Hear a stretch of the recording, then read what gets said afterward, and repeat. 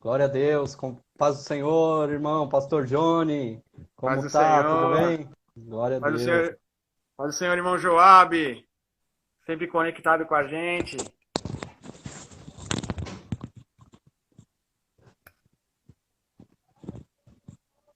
Estamos aí para glorificar ao Senhor mais uma vez, poder contribuir para o reino de Deus, poder abençoar a igreja do Senhor, porque nós somos instrumentos nas mãos do Senhor, né, pastor Johnny?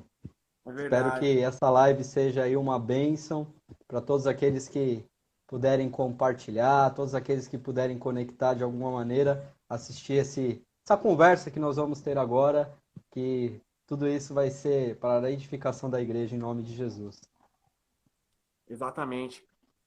Pessoal, já para começar, eu queria que o pastor Daniel se apresentasse, contasse um pouco do seu ministério, contasse um pouco sobre ele. Ele é um mestre por excelência, douto na palavra. Vai lá, pastor. Amém. Amém. Glória a Deus. Eu primeiramente agradeço a essa oportunidade aí que o pastor Johnny tem me convidou para estar nessa live e espero poder contribuir aí de forma gloriosa para o reino. Irmãos, eu me chamo Daniel, eu sou pastor, hoje congregando na Igreja Cristã Rede Acolher, lá na Brasilândia, né? E temos feito um trabalho ali de, de busca, de romper fortalezas malignas, porque aquele lugar é um lugar com bastante opressão, né? E tem sido uma bênção estar lá. Estamos pastoreando já há 3 anos o ministério e temos escolhido irmãos e temos feito muitas amizades naquele lugar. Tem sido uma bênção. Eu também sou o idealizador do Seminário Bíblico Querix, tá? É um seminário que Deus nos deu para avançar aí no reino. E a minha formação é a formação do Espírito Santo, tá, irmão? Então, se você perguntar em qual faculdade teológica eu me formei, eu não vou poder te dar nenhum diploma, amém, irmão? Não vou poder te dar nenhum diploma, mas eu creio que Deus ainda usa mestres, Deus levanta o chamado de mestre, é um chamado ministerial que Deus tem levantado muitos homens e mulheres de Deus nessa área do ensino. Então, estou aqui hoje à disposição com um tema bastante interessante e, ao mesmo tempo, também um pouco polêmico, né? Então, vamos tentar aí, de alguma maneira, expressar uma posição mais equilibrada e bíblica. É isso aí, pastorzão. Então, a todos que estão nos acompanhando, né? O pastor Daniel vai trazer o tema à tona. Nós vamos falar sobre imposição de mãos e ele vai dar uma pinceladinha para que você possa se inteirar e descobrir o que tem a profundo e ser cavado nesse tema. Amém? Então, eu gostaria de fazer uma oração antes. Aqueles que estão aí nos assistindo já pela live, coloquem a mão no seu coração e acompanhem essa oração juntamente conosco. Senhor nosso Deus, nosso Pai, nós te agradecemos, Senhor, por essa oportunidade. Pai, eu te peço que o Senhor traga a inspiração necessária, traga, Senhor, a unção que nós precisamos para alimentar o teu povo, para poder trazer aqui a tua palavra que é boa, perfeita e agradável. Senhor, em nome de Jesus Cristo, eu repreendo todo o inimigo do Evangelho, eu repreendo toda a oposição a esta conexão, e eu te peço, Pai, traga a tua bênção sobre o teu povo. É o que eu te peço nesta noite em nome do Senhor Jesus Cristo. Amém. E graças a Deus. Amém. Amém? Então, toca comigo a palavra já, pastor? Posso destrinchar aqui para não perdermos tempo? Vai fundo, Dani. Amém. Glória a Deus. Então, irmãos, o tema hoje, ele é o tema da nossa live, é imposição de mãos, tá? Esse tema, imposição de mãos, não é um tema que nós inventamos. Não é algo que vem aí dos corredores eclesiásticos. Isso é um tema bíblico, tá, irmãos? Então, quero abrir aqui a nosso assunto lendo um texto que está em Hebreus, capítulo 6, versículo de 1 a 3, que diz assim: Por isso, deixando os rudimentos da doutrina de Cristo, prossigamos até a perfeição, não lançando de novo o fundamento do arrependimento de obras mortas, e a fé em Deus, e da doutrina dos batismos e da imposição de mãos, e da ressurreição dos mortos e do juízo eterno. E isto faremos, se Deus o permitir. Então aqui, irmãos, quando o escritor aos Hebreus, ele fala sobre o não lançar de novo o fundamento, ele está falando de algo que no consentimento dele era algo que já deveria estar esclarecido, era algo que já deveria ser uma verdade na igreja de Cristo, que fosse ali algo que não precisava mais falar. Não precisamos mais falar sobre isso, né? E ele coloca o tema desse fundamento, ele fala que é a doutrina de Cristo. Ele fala, não lançando novamente o fundamento da doutrina de Cristo, né? Prossigamos até a perfeição, os rudimentos da doutrina de Cristo. Então, meu irmão, isso é um assunto importantíssimo para a igreja. Eu e você precisamos nos atentar. Então, para iniciar esse tema de falar sobre a imposição de mãos, eu preciso fazer primeiro algumas considerações. A primeira é sobre a questão do princípio da transferência. Esse é um tema que ele aparece na Bíblia por muitas vezes. Ele aparece. Nós vemos esse ato de impor as mãos sobre pessoas na Bíblia. Isso desde lá do Antigo Testamento até o Novo. Nós pensamos na questão do ato de impor as mãos com duas vertentes. A primeira é para ministrar bênçãos, né? Nós vemos isso. Eu vou tentar não ler muitos os versículos, amém, irmãos? Para nós não perdermos muito tempo, eu vou sempre citar aqui as referências e vou contextualizar. Em Marcos, capítulo 10, versículo 15, nós conhecemos aquela palavra de que Jesus, quando ele está ali entre os discípulos e as crianças, né, elas se aproximam de Jesus e os discípulos começam ali a afastar as crianças, e aí Jesus disse, não as impeçais, né? Deixar vir a mim que dela é o reino de Deus. Isso nós temos em Marcos, capítulo 10, versículo 15 e 16. E aí o texto conclui lá no versículo 16, dizendo assim, tomando-os em seus braços e impondo-lhes as mãos, os abençoou. Jesus, ele tomou as crianças, impôs as mãos sobre ela e as abençoou. Então, o primeiro princípio de transferência é o princípio de transferir bênçãos. As nossas mãos, elas foram feitas para abençoar. Eu costumo dizer que as mãos não foram feitas para bater em criança, né? Nos filhos rebeldes, nos filhos desobedientes, não. Você não bate com o chinelo, bate com a vara de marmelo, é isso que a Bíblia diz. Pega o chinelo Havaianas e bate com a Havaianas, mas não usa a mão, porque a mão é um instrumento de bênção. Impor as mãos. Jesus, ele impôs as mãos sobre as crianças.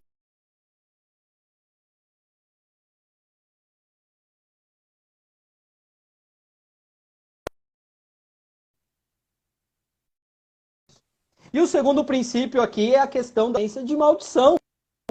Sim, irmãos, de maldição, porque em Levítico, capítulo 16, no versículo 21 e 22, nós temos ali o texto que fala do bode emissário, né? Eu não vou ler o texto todo, mas ele fala ali que Arão, ele deveria pegar o bode e impor as mãos sobre a cabeça do bode. Levítico 16, 21 diz assim, e Arão porá ambas as mãos sobre a cabeça do bode vivo. Ambas as mãos. E ali confessará as iniquidades, e ali as transgressões de todo o povo, e vai transferir, né? E ele vai transferir todos os pecados num contexto veterotestamentário, é claro, sobre aquele animal, numa simbologia que era uma sombra e que hoje nós temos que também nos atentar. Então, impor as mãos para amaldiçoar, né, para transmitir maldições, também é uma realidade. Eu quero já abrir o parênteses para não perdermos tempo, de uma pergunta que já surgiu, né, sobre a questão de impor as mãos de uma pessoa que, por exemplo, um pai de santo, né? Vamos imaginar que você vai no cabeleireiro e você não sabe que o seu cabeleireiro é um pai de santo e ele vai cortar o seu cabelo, vai colocar a mão na sua cabeça, vai, né, tal, aparar ali o bigode, vai fazer ali o serviço dele. E aí a pergunta é, numa condição normal e não ritualística, é possível transmitir maldição? Não. Não é possível transmitir maldição. Porque para que a maldição, ou os demônios, ou toda aquela coisa que nós sabemos ser uma realidade, precisa haver um contexto ritualístico. Agora, por exemplo, você está com uma dor, uma pedra nos rins que tem te matado, aí tem te feito sofrer muito, mas aí você tem a sua sogra é uma mãe de santo. E por coincidência, você teve uma crise de pedra nos rins e aí a sua sogra está lá na sua casa. Aí a tua sogra, vem cá, deixa eu fazer uma oração por você. Deixa eu te benzer aqui. Irmão, certamente, se ela impor as mãos sobre a vida daquela pessoa, algo terrível vai ser transferido. Porque ela não tem nada de Deus. Pode falar, John. Dani, deixar claro para o pessoal que você que quiser fazer pergunta, pode deixar anotado aí sua pergunta no feed. No final nós vamos ter um tempo para sanar essas dúvidas de acordo com a disponibilidade. Glória a Deus. Então vamos, que é muito assunto para a gente tratar hoje. Segunda consideração, antes de entrar no assunto dos dons, é sobre o consagrar ao Senhor. Né? Nós temos o impor as mãos, né, para consagrar ao Senhor. Então, em 1 Timóteo, capítulo 4, versículo 14, a Bíblia diz assim, Paulo falando para o seu discípulo Timóteo, não desprezes o dom que há em ti, que foi te dado por profecia, com a imposição de mãos dos presbíteros, do presbitério. Então aqui Paulo, ele impõe as mãos, o corpo de obreiros da igreja, os presbíteros da época da igreja primitiva, impõe as mãos sobre Timóteo e ali ele ministra a consagração, ele ministra a separação. Não despreze o dom que há em ti. Então, quando nós temos ali uma consagração de obreiros na igreja, isso, irmãos, é mais do que uma simbologia. Isso é mais do que um momento de apresentar a igreja. Isso é algo espiritual que fala sobre o poder da consagração. E o último, o dom de ministrar curas. Né? O penúltimo, aí no caso, o nosso foco é os dons. Ministrar cura, nós vemos ali claramente na filha de Jairo. Em Marcos capítulo 5, 23, quando Jairo chega para Jesus e roga para ele e diz, olha, minha filha está à morte, peço-te que venhas e imponha as mãos para que ela sare e viva. Então, a imposição de mãos também é um ato para ministrar cura. Então, agora vamos para o nosso assunto, que é o nosso assunto principal, que é a ministração de dons. Amém? Glória a Deus. Então, voltando lá em Timóteo, nós temos 2 Timóteo, capítulo 1, versículo 16, que diz assim, por cujo o motivo te lembro, que não desprezes o dom que há em ti, o dom de Deus que existe em ti pela imposição das minhas mãos. Aqui o apóstolo Paulo, ele já está indo além da questão da consagração.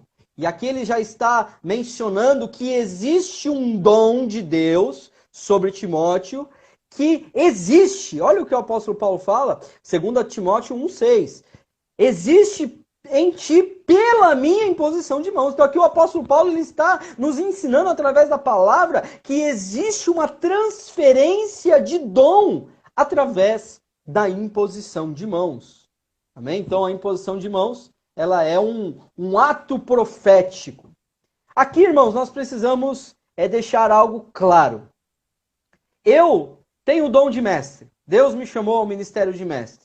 Então eu posso chegar na vida aí do pastor Johnny, colocar as mãos sobre a cabeça dele e profetizar e dizer, olha, Jonatas Amorim, eu ministro sobre a tua vida o dom de mestre e esse dom vai cair como uma ficha telefônica cai num orelhão sobre a vida do pastor? Absolutamente não, irmãos. A transferência de dons, através da imposição de mãos, ela é uma realidade bíblica, porém, sempre por uma iniciativa de Deus. Então Deus, ele tem a iniciativa de ministrar os dons sobre a vida de alguém, usando outras pessoas, usando outros vasos. Vemos o exemplo de Moisés. Moisés, nós sabemos que ele foi substituído por Josué.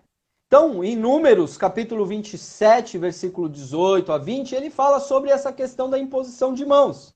Ele diz assim: então disse o Senhor a Moisés, foi Deus que disse a Moisés, toma Josué, filho de Num, homem em quem há o Espírito, e impõe a tua mão sobre ele, e apresenta-te perante Eleazar, o sacerdote, e perante toda a congregação, e dá-lhes a eles a ordem. E aí olha o que diz no texto, Números 27 e 20.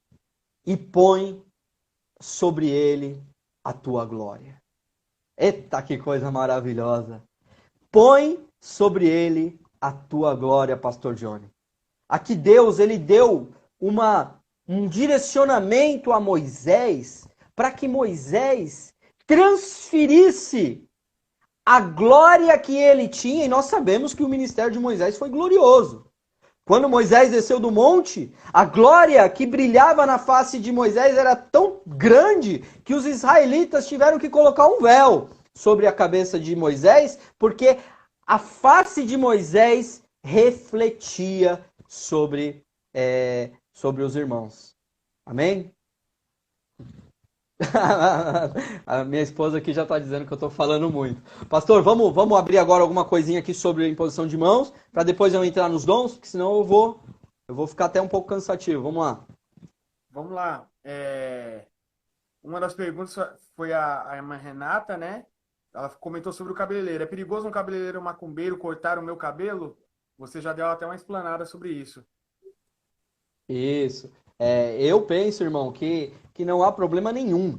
Amém? Não há problema nenhum. Certa vez eu conheci uma pastora que ela dizia que até ela não bebia nem água da torneira, porque ela entendia que nas fontes aqui de São Paulo, as cachoeiras e as fontes eram consagradas, e ali haviam trabalhos, e ali haviam... Irmãos, eu creio que aquele que está em Cristo, nova criatura nada, as coisas elas passaram, nada. Meu irmão, se nós tomarmos alguma coisa mortífera, não vos causará dano algum. E o apóstolo Paulo até diz que se eu for na casa de um macumbeiro e comer lá um bifão à parmegiana, eu tenho que mandar brasa. Eu dou graças a Deus e como. Eu não tenho nem que perguntar por motivo de consciência. Vai me trazer algum problema espiritual? A Bíblia que responde. Não vai trazer nada. Por quê? O reino de Deus não é comida e não é bebida. Agora, se eu chego com um doce do Cosme e Damião que bate na minha porta e eu sabendo que, para os seus filhos, o que eu vou fazer com aquele doce? Eu vou jogar na lata do lixo. Porque eu não tenho... O porquê? Eu tenho outros doces. Fala, filho, vamos lá comigo que eu vou comprar um sundae para você no McDonald's. Eu não preciso do doce do Cosme e Damião para satisfazer as necessidades. Mas então, respondendo, precisa haver um contexto ritualístico para sim haver a transferência. Amém? Outra questão, Dani. Estão perguntando, a imposição de mãos não é algo alegórico? Eu creio que não, irmãos. Eu creio que aqui no exemplo que nós demos de Moisés, o Senhor, ele ordenou a Moisés que impusesse as mãos sobre Josué e que ministrasse sobre ele a glória do próprio Josué. E aí nós temos outros exemplos bíblicos. Por exemplo, Romanos capítulo 1, versículo 11. Quando o apóstolo Paulo inicia sua carta aos Romanos, ele fala o seguinte, no versículo 11. Porque desejo ver-vos. O apóstolo Paulo ele estava querendo ver os irmãos da igreja de Roma. Eu desejo ver-vos aí ele dá uma vírgula, eu gosto das vírgulas da Bíblia. Ele diz, vírgula, para vos comunicar algum dom a fim de que sejais confortáveis. E ele não fala simplesmente um dom, ele fala para vos comunicar algum dom espiritual. Confere aí na tua Bíblia, Romanos capítulo 1, versículo 11. Então, a transferência de dons, ela é uma realidade espiritual, porque, Pastor Johnny, a igreja, ela às vezes tem uma tendência a deixar a coisa muito mais racional do que deveria. Nós vamos nos acostumando e nós começamos a aprender a Bíblia e mergulhar de cabeça, e aí quando a gente vê uma coisa que é além da nossa compreensão humana, racional, a gente tem uma tendência de colocar nessa categoria da alegoria, da figura de linguagem. Ah, mas Deus não tem mão, não. Deus é espírito, espírito não tem mão. Mas se Deus está falando que o meu nome está escrito na palma da mão de Deus, eu creio. E a gente tem que ter uma simplicidade, Pastor Johnny, de entender coisas espirituais, discernindo coisas espirituais. Então, eu creio que a imposição de mãos não é algo alegórico. Eu creio que existe sim, quando eu vou consagrar um obreiro ao Senhor e que eu imponho as mãos sobre ele, além de apresentá-lo diante da congregação como uma autoridade, eu creio que algo espiritual, um dom espiritual, como diz o apóstolo Paulo, é ministrado sobre a vida do irmão, por uma iniciativa de Deus. E aí temos também o Pedro, só para fechar esse raciocínio, 1 Pedro 4,10, que diz assim, cada um ministre aos outros o dom como recebeu. Como que eu posso ministrar alguma coisa alegórica, né, de algo que aqui a Bíblia está falando que eu devo ministrar realmente sobre outros aquilo que eu recebi? Amém? Outra dúvida dos meninos era a seguinte, eu consigo então transferir uma unção? A unção, ela é possível a transferência a partir de uma iniciativa de Deus. Eu, Pastor Daniel, se eu estou lá orando por um irmão, e no meio daquela oração, eu estou lá orando, Deus abençoa, Deus faça, sabe, transforma o cativeiro do meu amigo, do meu irmão, tal, e eu oro, e aí de repente o Espírito Santo começa a ministrar no meu espírito a inspiração, e eu começo a orar, olha, Senhor, abençoa ele, derrama sobre ele a unção, derrama sobre ele o dom de cura, e aquilo na minha oração, inspirada por Deus, eu começo a ministrar aquilo sobre o meu irmão, eu creio. É possível que aquilo esteja sendo ministrado sobre a vida do meu irmão. Porém, não é uma coisa que eu pensei, vou ministrar para que aquele irmão tenha o dom de interpretação de línguas. Eu posso pedir a Deus, mas eu não posso simplesmente chegar agora, eu vou transferir, recebe aí. Né? A gente ouve bastante o receba, né?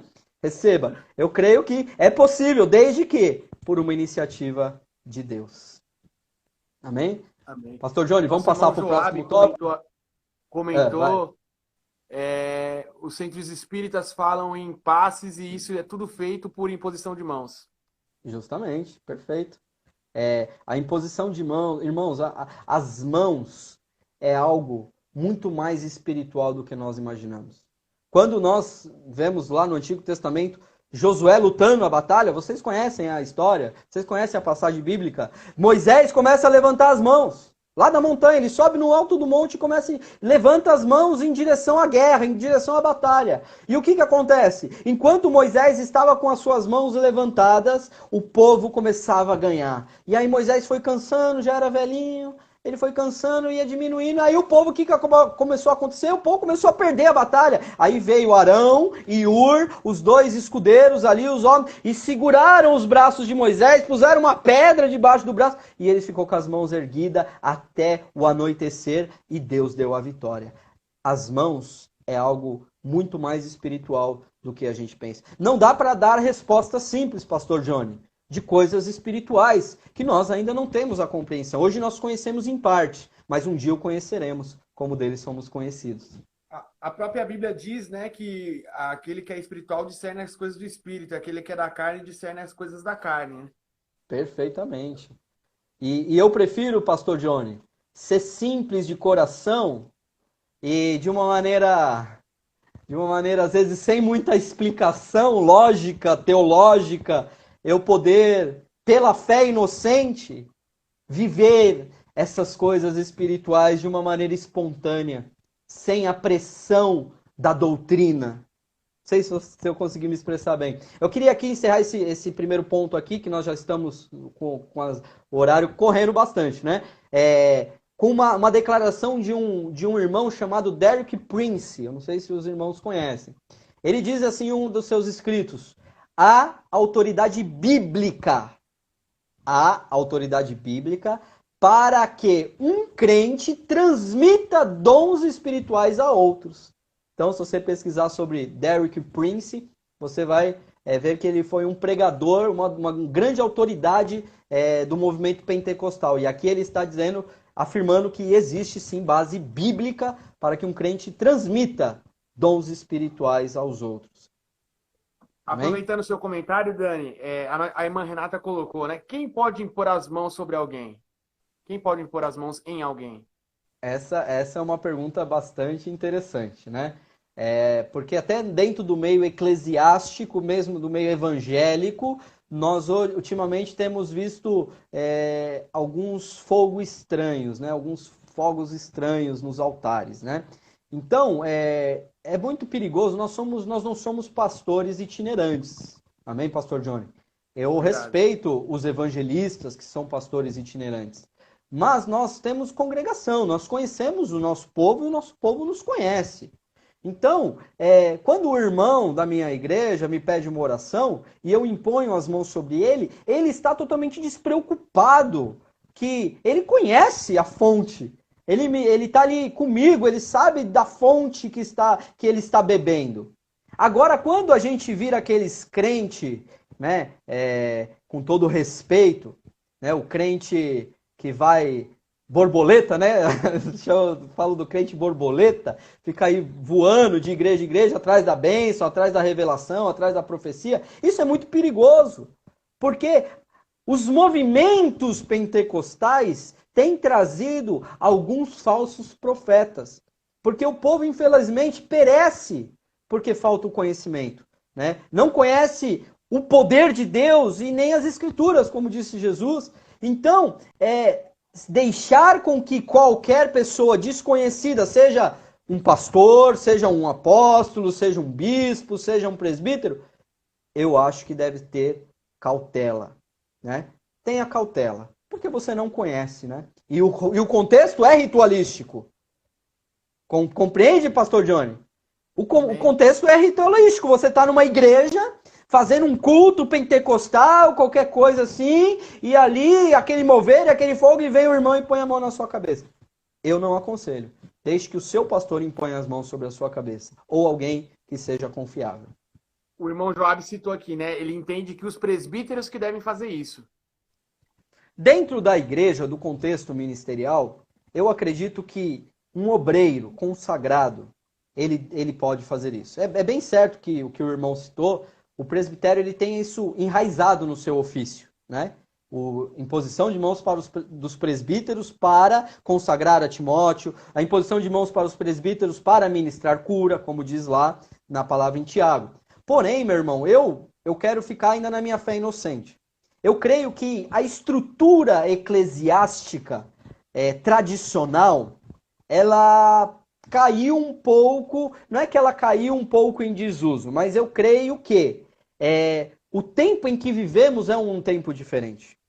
Então eu, como pastor responsável pela minha igreja, eu não posso assumir a responsabilidade se eu não tiver um presbítero, em somente eu impor as mãos sobre as pessoas. E também não posso, se eu tiver um presbítero, entregar a responsabilidade dele de ele impor as mãos sobre a igreja inteira.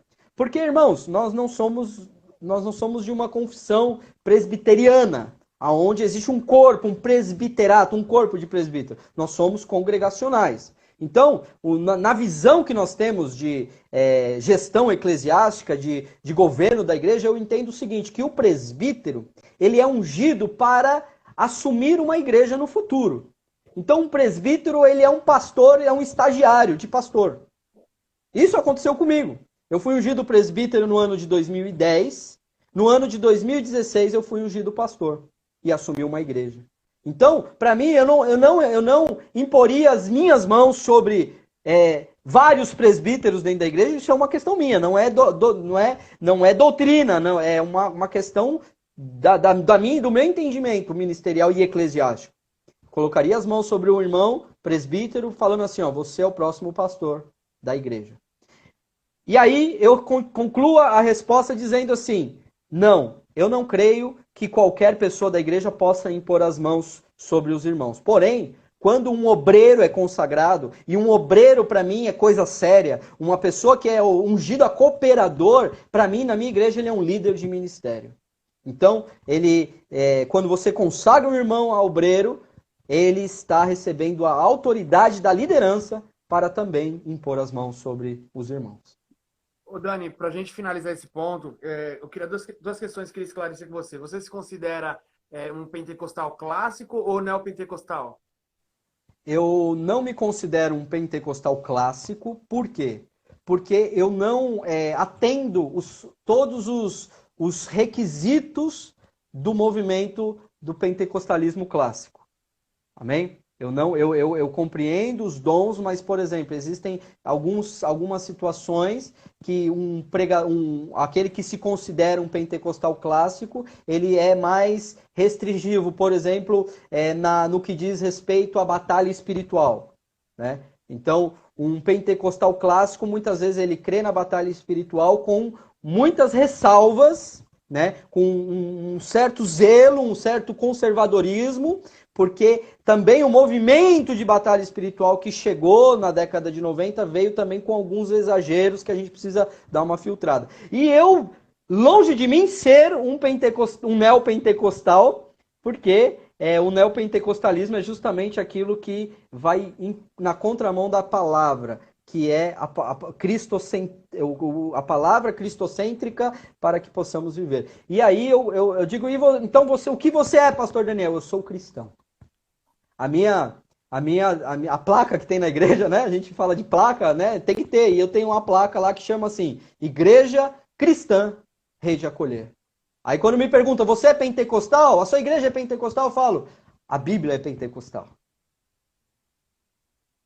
Podemos ir para o próximo ponto? Bora. Tá bom, então vamos lá. Agora nós vamos falar sobre os dons de revelação, tá?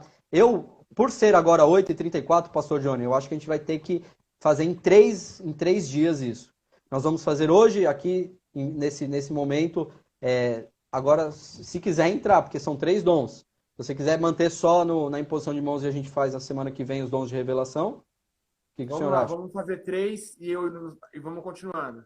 Então tá bom. Então vamos lá. O primeiro dom, irmãos, é o dom de palavra de sabedoria. São dons de revelação. Nós dividimos de uma maneira didática, amém? 1 Coríntios capítulo 12. Quando ele cita 9 dons, o apóstolo Paulo. Então ele fala sobre palavra de sabedoria, palavra de conhecimento, tal, e ele faz aquela lista de 9 dons. Então nós dividimos de forma didática esses 9 dons em 3 categorias. Primeiro os dons de revelação. Depois os dons de poder e por último os dons de inspiração. Então quais são os dons de revelação? Primeiro é o que nós vamos falar agora, que é o dom de palavra de sabedoria, tá? 1 Coríntios capítulo 2, versículo 4 a 7, ele diz assim: e a minha palavra e a minha pregação, o apóstolo Paulo falando aos coríntios, não consistiram em palavras persuasivas de sabedoria humana, mas em demonstração de espírito e poder. Irmãos, palavra de sabedoria, ele não está, ele está listada dentro do contexto dos dons do Espírito. Então, palavra de sabedoria é um dom do Espírito. É algo extraordinário que Deus estabeleceu para a igreja, para a edificação do corpo. Então, palavra de sabedoria não é sabedoria humana, né? É muito difícil nós acharmos alguma coisa na internet deixando claro, porque a Bíblia não fala claramente como funciona, o que é cada um desses dons. Mas o que eu sei que o dom de sabedoria não é, da palavra de sabedoria não é a sabedoria humana. Então quando nós temos lá o exemplo de Salomão, a sabedoria que Deus deu para Salomão não foi o dom da palavra de sabedoria. O que Deus deu para Salomão foi a sabedoria que ele pediu. Ele disse, Senhor, dai-me a sabedoria e entendimento para que eu possa governar esse povo tão numeroso.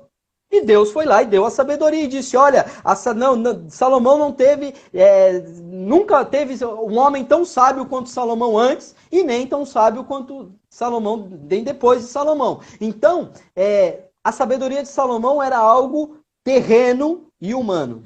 O dom de palavra de sabedoria, primeiramente nós precisamos compreender o seguinte, que existe um contexto. Não é só o dom de sabedoria, é o dom de palavra de sabedoria. Então a palavra de sabedoria, ela é um dom de revelação.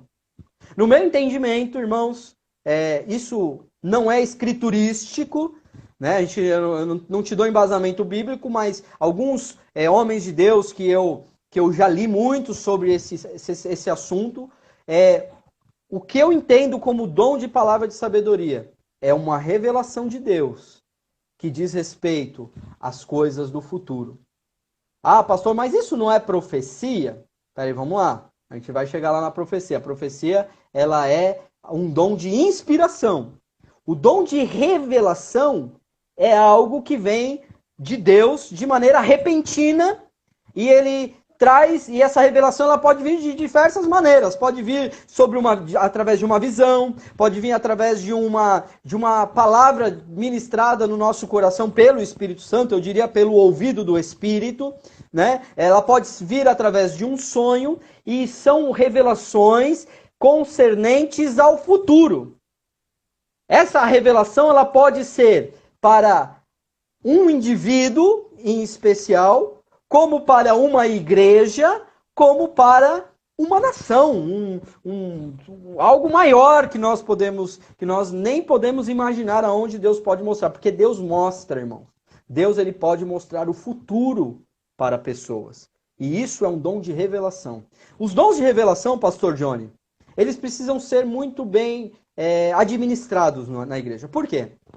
Porque nós vemos muitas vezes pastores tendo revelação no púlpito e ficando ali 10 minutos, às vezes 15 minutos, falando, profetizando na vida de um irmão, né? Aí a gente, todo mundo fica lá olhando e ali ele fica falando sobre um irmão. Eu entendo, pastor Johnny, que o dom de revelação, ele não é um dom de inspiração. Eu não estou sendo inspirado a falar algo. Eu estou tendo uma revelação. Então, se eu estou tendo uma revelação, eu posso falar depois. Eu posso chegar para o irmão e falar, irmão, Deus me mostrou, tive uma visão com o irmão assim, assim, assim, assim. Então, eu creio que toda revelação ela vem de Deus para a alma do homem. E aí, o homem tem que administrar esse dom de revelação de maneira bem responsável, eu diria assim. Amém, pastor? Pastor, ficaram algumas perguntas pendentes enquanto você estava ministrando sobre esse último dom, né? Eu vou fazer elas de trás para frente aqui. Ó. A última foi: como é possível eu saber que tenho algum dom? Como é possível saber que tenho algum dom? Primeiramente, você não precisa se preocupar com isso. Né? Esse é o primeiro ponto. Eu não preciso me preocupar. O que eu preciso é buscar. Eu preciso buscar. Então, se eu não falo em línguas, eu não tenho o dom de orar em línguas e falar em línguas. Então eu tenho que orar, tenho que pedir para Deus.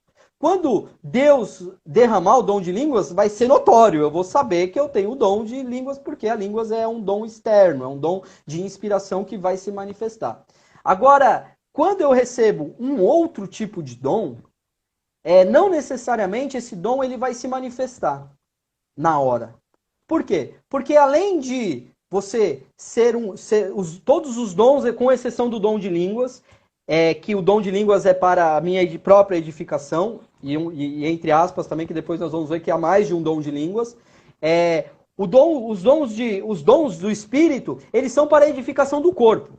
Então, quando, por exemplo, se Deus me deu o dom de cura, meu irmão, eu vou saber que isso está ativo em mim quando eu impor as mãos sobre os enfermos e eles serem curados. Deus me deu o dom de palavra de sabedoria. Eu vou saber quando Deus começar a me dar sonhos, quando Deus começar a me dar visão. Então, eu preciso buscar os dons, mas não preciso me preocupar em saber se possuo ou não. O Espírito Santo vai pôr em ação no momento certo. E existem também os níveis deste dom, os níveis de maturidade desse dom. Pode Amém. passar para a próxima. A outra pergunta é, então são 3 dons, como eles se manifestam? Acho que ela Não quis diz... dizer sobre as três características, né? Isso, as 3 categorias de dons, né? Nós temos os dons de revelação, que é palavra de sabedoria, palavra de conhecimento e discernimento de espíritos, são dons de revelação. Temos os dons de poder, que é o dom da fé, o dom de curar, os dons de curar, que é o único dom que aparece no plural, e os dons, e o dom de operação de maravilhas, de milagres. Esses são os dons de poder. E os dons de inspiração, que é o dom de profecia, o dom de variedade de línguas e de interpretação de línguas. Como eles funcionam? A partir da operação do Espírito Santo em nós. Então nós precisamos buscar a Deus, precisamos buscar o Espírito Santo, precisamos ser cheios do Espírito Santo. Que nem quando aquele texto que nós lemos de Josué. Deus mandou Moisés impor as mãos sobre Josué, em quem ele era cheio do Espírito Santo. Quem havia o Espírito de Deus, o Espírito já havia nele, já estava ali nele. Então, como funciona? Nós temos nuances bíblicas, nós temos algumas pinceladas em partes de como funciona uma coisa ou outra, mas na verdade ele vai funcionar na prática e talvez você nem saiba que tem o dom e Deus já está te usando no dom. Uma pergunta que ficou pendente de uma irmã, ela está com dúvida o que é ser neopentecostal. Eu sei que foge um pouco do tema, né? Mas só para a gente esclarecer para ela. Ser neopentecostal, irmã, de maneira bem objetiva, são essas novas igrejas que não seguem uma linha doutrinária. São igrejas independentes que possuem características próprias, como, por exemplo, a ministração de dons, né? Nós cremos os dons, estamos fazendo aqui uma live sobre os dons, mas nós cremos que o alicerce da igreja é a palavra. Então, uma igreja que ela é alicerçada em dons espirituais, ela tem a sua base frágil. Então, igrejas pentecostais, neopentecostais, geralmente elas dão ênfase na teologia da prosperidade, dão ênfase na cura, né, física e dão ênfase também nos dons de revelação ali nas profecias. Então, não existe assim uma característica única, são algumas características que vão compondo esse movimento do neopentecostalismo. Só ler o comentário do nosso irmão Joab. Ele disse que revelação, além de muita decência e ordem, também tem que estar 100% de acordo com a palavra de Deus, conforme você disse mesmo, né, Dani? Tudo conforme a palavra, né? Perfeito. Nunca o Espírito Santo vai me dar uma revelação que contradiga os princípios da palavra. E eu não digo assim, tem que ter um texto específico. Não, são princípios. Os princípios que norteiam a nossa fé, que estão na palavra de Deus, eles são claros. E quando existe uma revelação que foge, que vai além, né, da palavra, então deve ser orado, deve reter o que é bom, como diz a palavra. Johnny, vamos passar para o próximo dom? Tem alguma pergunta sobre a palavra de sabedoria? Eu quero aqui só dar um exemplo aqui rapidinho, Johnny, do profeta Ágabo, né? Não sei se os irmãos já ouviram falar desse profeta. Ele está lá no livro de Atos e diz ali a palavra que ele previu uma grande seca, né? Em Atos capítulo 11, versículo 28, ele diz assim: levantando-se um deles, por nome Ágabo, dava a entender pelo Espírito que haveria de uma grande fome em todo o mundo. E isso aconteceu no tempo de Cláudio César. E também Ágabo depois profetiza sobre Paulo, que ele seria preso em Jerusalém. Então, ele pega o cinto de Paulo, amarra os próprios pés, as próprias mãos e diz, os donos desse cinto será preso em Jerusalém. Ele estava ali, a gente fala, profetizando, mas na verdade ele teve uma revelação do futuro. Então ali ele estava ministrando uma palavra de sabedoria, de coisas que aconteceriam no futuro. Ô Dani, uma pergunta polêmica aqui. A pessoa se considera sensacionalista, ela acha que os dons era só para a igreja de Atos, e aí eu já quero que se você puder explicar também o que é ser sensacionalista. E eles falavam que ele quer saber por que Deus vai usar a manifestação dos dons nos dias de hoje. O que é cessacionalismo? Cessacionalismo é que os dons cessaram. Então vem dessa palavra cessar, cessou.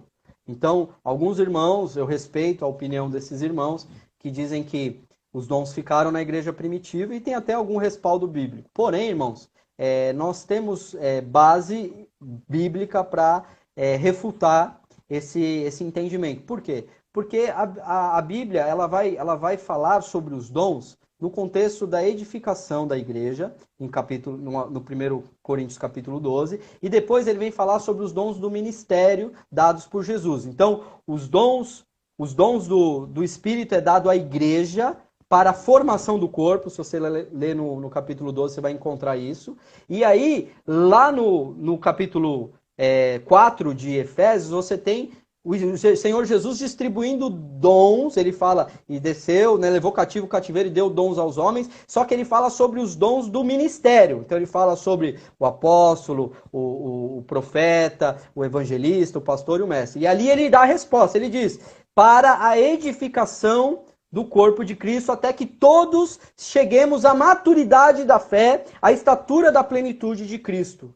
Né? Então, esses dois textos, eles me dão base para entender que a formação da igreja, em 1 Coríntios 12, ainda acontece porque pessoas se convertem, pessoas ainda estão participando da igreja, e Efésios 4, a igreja ainda precisa ser edificada porque a igreja ainda está em atuação no mundo.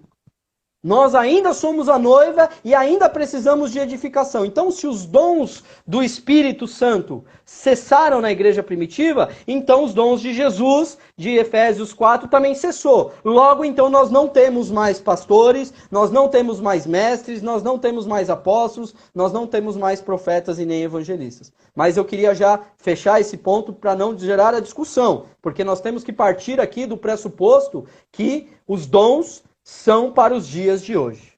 Amém, Johnny? Amém, Dani. Está bem claro. Só para deixar, né, colocar um ponto final nessa pergunta aí. Então, Efésios 4, ele coloca o pessoal colocou qual a base, né? Efésios 4, que o pastor ministrou, acabou de falar, ele deixa bem claro que os dons são para a edificação da igreja. Se eu não me engano, é a partir do versículo 11. Perfeito. Vamos para a próxima. Vamos para a próxima. Então, a gente só tem 10 minutos e isso é muito complicado. Mas vamos lá. O próximo dom de revelação é o dom de palavra de conhecimento, tá? A Bíblia, como eu volto a dizer, até o irmão ele falou a base, né? Me dá a base bíblica. É muito pertinente você exigir essa base bíblica. Existem os dons, a Bíblia revela os dons, a Bíblia nos mostra os dons, mas a Bíblia não nos explica, né, como que esses dons eles funcionam. Então nós temos que ter um posicionamento em relação a isso, ou pela experiência, ou baseado em alguns exemplos bíblicos. Por exemplo, nós temos aquele texto de Atos capítulo 5, versículo 1 a 3, que fala de Ananias e Safira, né? Ali, Pedro ele teve uma revelação de algo que havia acontecido no passado. Ele teve uma revelação de que Satanás havia contaminado, ali, enchido o coração de Ananias e Safira, para que mentisse para o Espírito Santo.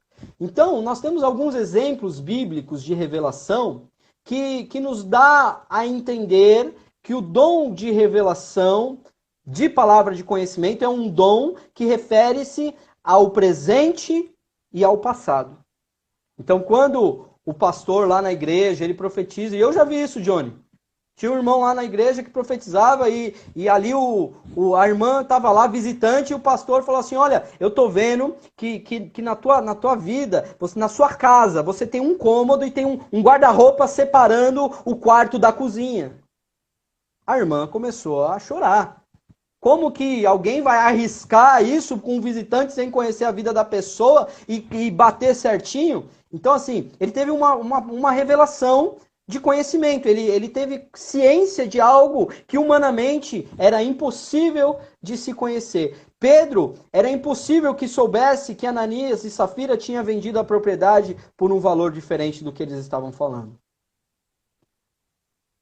O dom de palavra de conhecimento também revela conhecimento espiritual, como nesse caso, quando ele fala que por que permitiu que Satanás enchesse o seu coração, a ponto de mentir ao Espírito Santo. Era algo que estava acontecendo na alma de Ananias e Safira, e ali Pedro estava tendo ali aquela revelação de algo que já tinha acontecido no coração de Pedro. E temos também, no coração de Ananias, e temos também aquele exemplo de 2 Reis, capítulo 5, versículo 25, que fala sobre o Geazi e o Eliseu.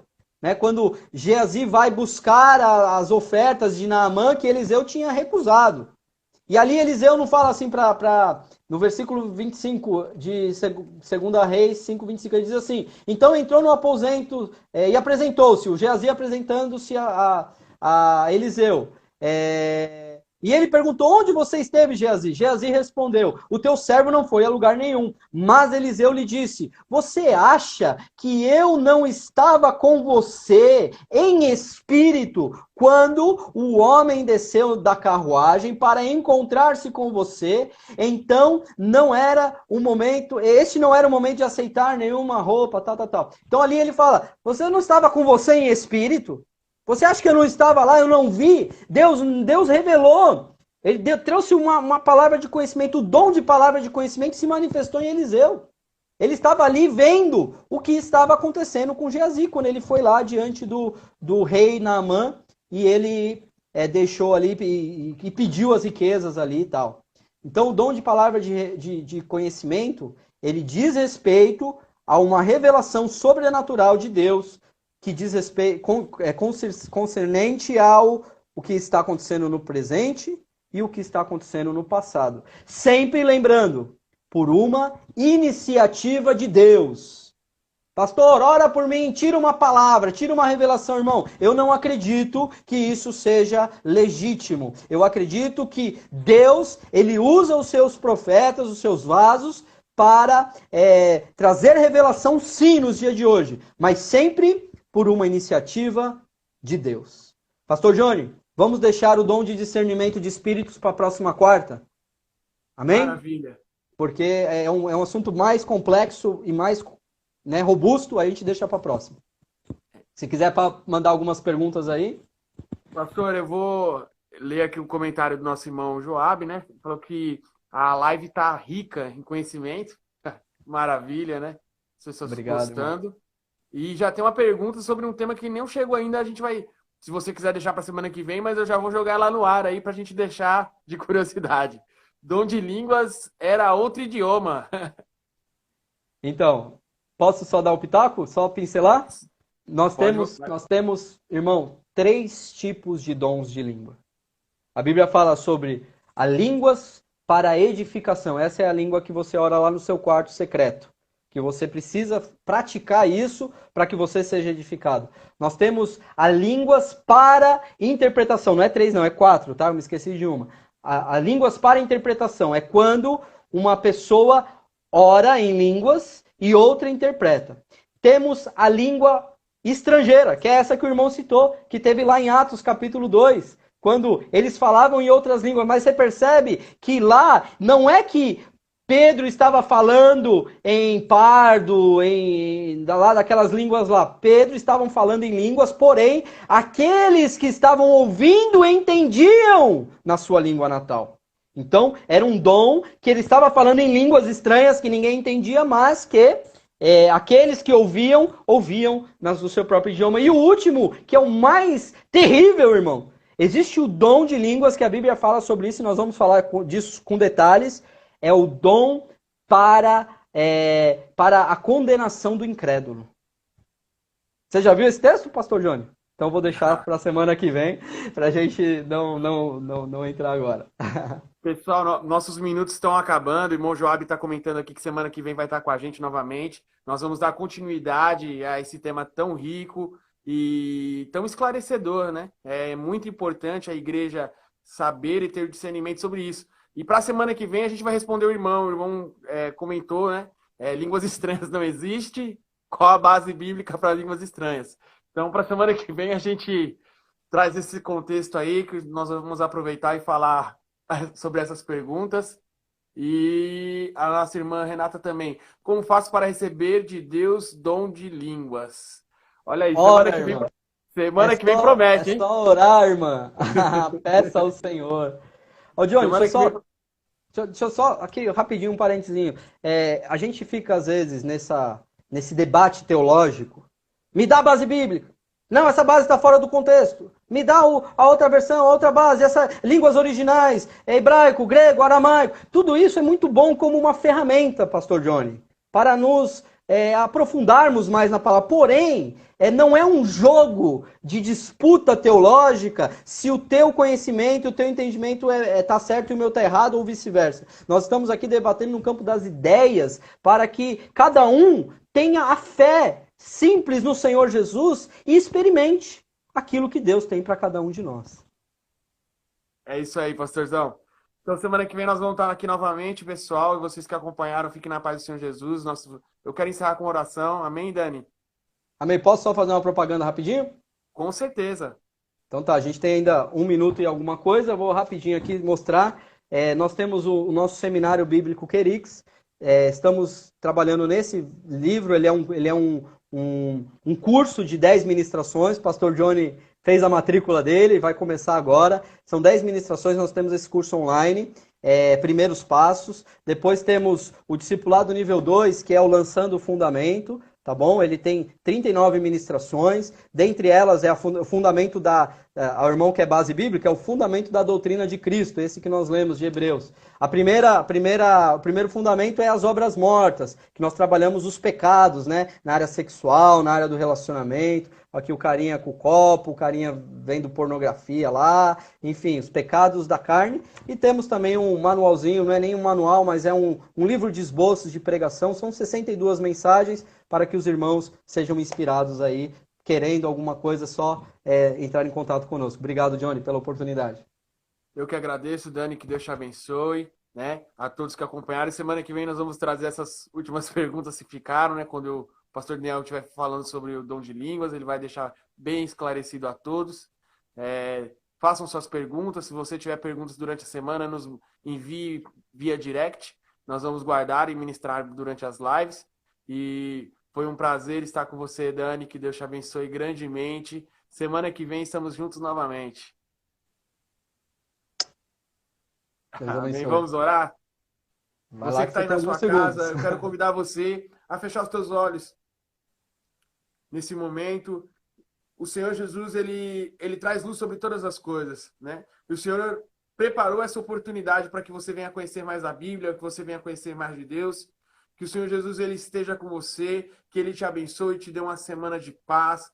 Que a paz do Senhor te acompanhe no teu lar e que você tenha sede mesmo, sede de conhecer a palavra de Deus, que você tenha fome da Bíblia, que você possa mergulhar na palavra de Deus e que em nome de Jesus haja sobre você vários dons e que você busque esses dons e assim como o pastor Daniel ministrou, que você ore e busque no Senhor aquilo que ele tem para você em nome de Jesus.